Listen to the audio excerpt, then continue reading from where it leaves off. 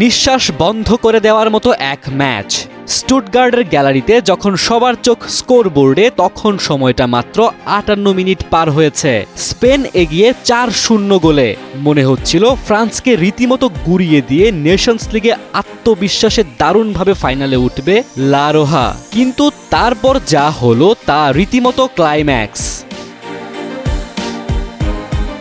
প্রথমার্ধেই ম্যাচে স্পেন ছিল একক রাজত্বে। নিকো উইলিয়ামস ও মিকেল মেরিনোর গোলে 2-0 ব্যবধানে এগিয়েছিল লা রোহা। দ্বিতীয়ার্ধে মাঠে নামার পর 54 মিনিটে পেনাল্টি থেকে ইয়ামালের গোল এবং ঠিক 1 মিনিট পর পেদ্রির চতুর্থ গোল।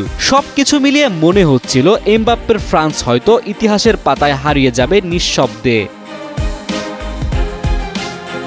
কিন্তু ফুটবল তো ঠিক এমনই, এখানে সবকিছু সম্ভব। খেলার 59 মিনিটে পেনাল্টি থেকে ফরাসিদের আশা ফেরান কিলিয়ান এমবাপ্পে। এরপর 67 মিনিটে ইয়ামাল নিজের দ্বিতীয় গোল করে ব্যবধান বাড়ান 5-1। তখনও অনেকে ভাবছিলেন খেলা বুঝি মাটি। কিন্তু নাটক তখনও শেষ হয়নি। 79 মিনিটে রায়ান শেরকি, 84-তে দানি ভিভিয়ানের গোল এবং ইনজুরি টাইমে রান্দাল কোলোমুয়ানির চতুর্থ গোল। সব মিলিয়ে হঠাৎ করেই ম্যাচে ফেরে ফ্রান্স।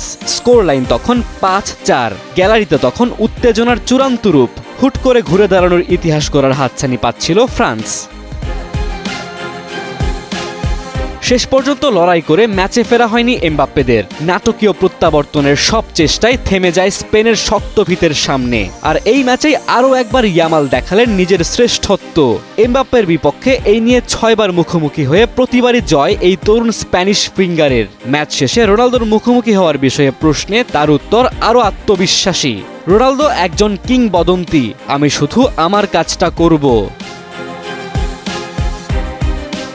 এখন চোখ রোববারের দিকে। 8 জুন রাতে সেই মহাযুদ্ধ।